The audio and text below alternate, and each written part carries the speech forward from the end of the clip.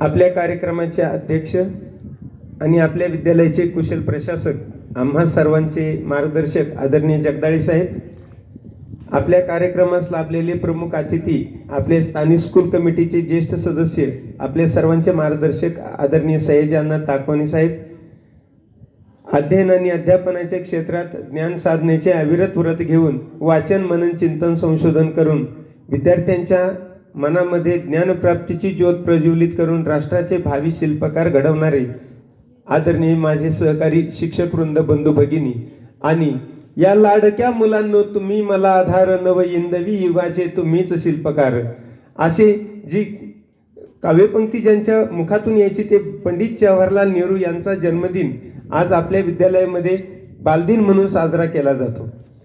मुलांचे चाचा नेहरू असं का म्हणायचं, तर मुलं पण भारताचे एकमेव असे ते पंतप्रधान होते की ते मुलांच्या मध्ये खेळायचे, मुलांच्या मध्येच राहायचे आणि त्यांचा सुजलाम सुफलाम देश आपुला नररत्नांची खान, याच भूमीत थोर जन्मले पंडित नेहरू आमचे महान.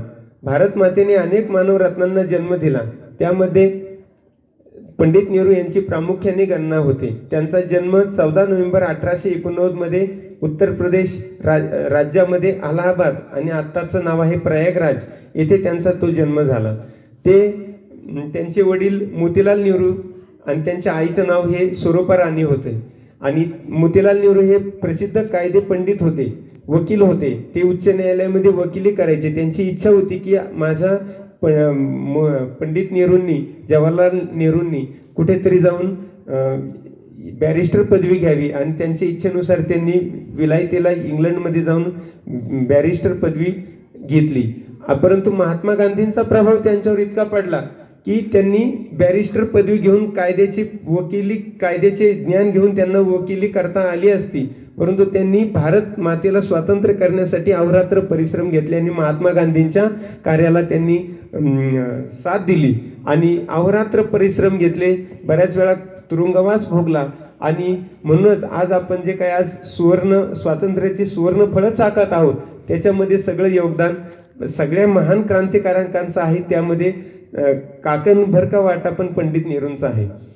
त्यांच्या जीवनातले 2च प्रसंग सांगतो, कारण पंडित नेहरूंचा आमची आई नेहमी म्हणायची की पंडित नेहरूंचा जो जन्मदिन आहे तो खूप कमी दिवसांनी वर्किंग डे मध्ये येतो, तो सुट्टीतच असतो आणि ते भाग्य माझ्याही वाट्याला आलं.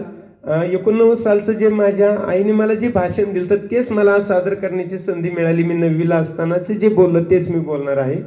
तर पंडित नेहरू यांना त्यांच्या बालपणाचे किंवा त्यांचे प्रसंग थोडेसे मी सांगणार आहे की एकदा ते जपानला गेले आणि जपानमध्ये गेल्यानंतर ते काही भारतातल्या मुलांबरोबरच खेळत नसायचं. जपानच्या पंतप्रधानांच्या समेत गेल्यानंतर ते जपानच्या मुलांच्यातही खेळायला गेले आणि तिथे गेल्यानंतर त्यांनी जपानच्या मुलांना प्रश्न विचारला की मुलांना तुम्ही हत्ती कधी पाहिलाय का? तर काही मुलं म्हटली नाही पाहिला, काही मुलं म्हटली आम्ही पाहिला, परंतु आम्ही तो चित्रात पाहिला. मग त्यांच्या मनात प्रश्न आला की मग मी तुम्हाला हत्ती पाहायचा आहे का? तर सगळी जपानची मुलं म्हटली हो आम्हाला हत्ती पाहायचा आहे, आम्ही आज हत्ती पाहिलाच नाही. मग त्यांनी सांगितलं की मी तुम्हाला भारतामध्ये गेलं की हत्ती जहाजाने पाठवून देईल. आणि असं म्हटल्यानंतर त्या जपानच्या मुलांनी अक्षरशः चाचा नेहरू जिंदाबाद, चाचा नेहरू जिंदाबाद असं म्हणून त्यांना घोषणा दिल्या. त्याच्यानंतर मग पंडित नेहरू जेव्हा भारतामध्ये आले तेव्हा भारतामध्ये आल्यानंतर त्यांनी माहुताला बोलून घेतले. माहुत म्हणजे कोण? जो हत्तीचं जो संगोपन करतो, हत्तीला जो चालवतो त्याला माहुत म्हणतात. माहुताला बोलून घेतलं आणि म्हटले भारतामध्ये ज्या प्राणी संग्रहालयात एखादा छोटा बाल हत्ती असेल त्याला आपण इथं घेऊन या. आणि बाल हत्ती म्हणजे छोटं हत्तीचं पिल्लू ते त्यांनी समुद्रामार्गे जहाजामार्गे ते पाठवून दिलं.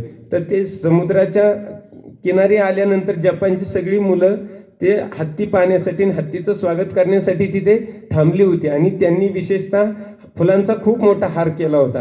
म्हणजे छोट्या मुलांना सुद्धा वाटलं की ह्या हत्तीचं आपण स्वागत करूया आणि म्हणून त्यांनी त्या हत्तीचं स्वागत केलं. आणि त्यावेळेस परत चाचा नेहरू जिंदाबाद म्हणून चाचा नेहरूंना मात्र त्यांनी घोषणा देऊन चाचांच्या प्रती असलेला आदर व्यक्त केला. त्यांनी सुपा एवढे कान, खांबा एवढे पाय असं हे व्यक्तिमत्व जे हत्तीच्या रूपानं जपानच्या मुलांनी पाहिल्यानंतर त्यांना खूप आनंद झाला. म्हणजे भारतामधलेच मुलांचे चाचा नेहरू प्रिय नव्हते तर ते जपानमध्ये किंवा जगामध्ये कुठेही गेले तरी ते प्रिय राहायचे. आणि दुसरा एक प्रसंग 2 मिनिटात सांगतो की ते मुलांचे चाचा नेहरू कसे असायचे. तर ते त्यांच्या शांतीवन हे त्यांचं समाधीस्थळ. आजही तुम्ही दिल्लीला गेला तर शांतीवन येथे गेल्यानंतर तुम्ही त्यांच्या समाधीस्थळी नतमस्तक होताल. 2018ला भारतातल्या राष्ट्रीय प्रशिक्षणात दिल्लीला मला जाण्याचा योग आला. मात्र पहिल्यांदा प्रशिक्षणाच्या आदल्या दिवशी इंदिरा गांधी, राजीव गांधी, पंडित नेहरू आणि लालबहादूर शास्त्री, महात्मा गांधी यांच्या समाधीस्थळी जाऊन आपला माथा त्यांच्या चरणी नतमस्तक करण्याचा योग माझ्यासारख्या छोट्या शिक्षकाला मिळाला. ते रयत शिक्षण संस्थेचं महाराष्ट्राचं प्रतिनिधित्व करताना.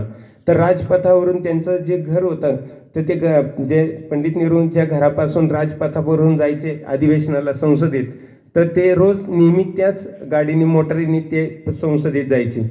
परंतु एक दिवस अधिवेशन होतं आणि अधिवेशनामध्ये सगळे मंत्री सगळे पंडित नेहरूंची वाट बघत राहायचे. आणि पंडित नेहरू जेव्हा घरातून निवासस्थानातून अधिवेशनाकडे निघाले तर रस्त्यामध्ये त्यांना मुले क्रिकेट खेळताना दिसली. त्यांनी ड्रायव्हरला सांगितलं की ड्रायव्हर एका साईडला गाडी घे. ड्रायव्हरने बाजूला गाडी घेतल्याने मुलांचे चाचा नेहरू त्या लहान मुलांच्यात क्रिकेट खेळत बसले. इतके वेळ क्रिकेट खेळत बसले की त्यांना आपण अधिवेशनाला जाणार आहोत हे भान पण राहिलं नाही. सगळे मंत्री वाट बघत होते, चाचा नेहरू कुठे गेले, आपल्याला अधिवेशन घ्यायचंय म्हणून सगळेजण पाहत शोधत आले तर पंडित नेहरू हे मुलांच्या बरोबर क्रिकेट खेळत असत. क्रिकेट खेळत दंग होते आणि नंतर पंडित नेहरूंच्या लक्षात आले की आपल्याला अधिवेशनाला जायचंय. म्हणजे मुलांच्या मध्ये रमलेले पंडित नेहरू. आणि त्यांनी भारताचा डिस्कवरी ऑफ इंडिया हा अहमदनगरच्या तुरुंगामध्ये त्यांनी खूप मोठा ग्रंथ लिहिला जो जगाला आज प्रेरणादायी आहे. आणि अशा या थोर विभूतीची जयंती साजरी करण्याची संधी माझ्यासारख्या छोट्या शिक्षकाला आदरणीय पठारे मॅडम यांनी त्या कार्यक्रम पत्रिकेत दिली. त्याबद्दल त्यांना धन्यवाद देतो. आणि थोर महात्मे होऊन गेले चरित्र त्यांचे पहा जरा, आपण त्यांच्या समान व्हावे हाच सापडे बोध खरा. आणि म्हणून आपण त्यांचे विचार अंगीकृत बाळगले, त्यांचे विचार आपण जर पुढे कंटिन्यू ठेवले, त्यांचे विचार आपण जर वाचून त्याचा पुनरुच्चार करून आपण दुसऱ्यांनाही ते जर शिकवण्याचा प्रयत्न केला तरच या थोर महात्म्यांच्या जयंत्या पुण्यतिथी आपल्या विद्यालयात आपण साजऱ्या करतो तर त्या सफल होतील.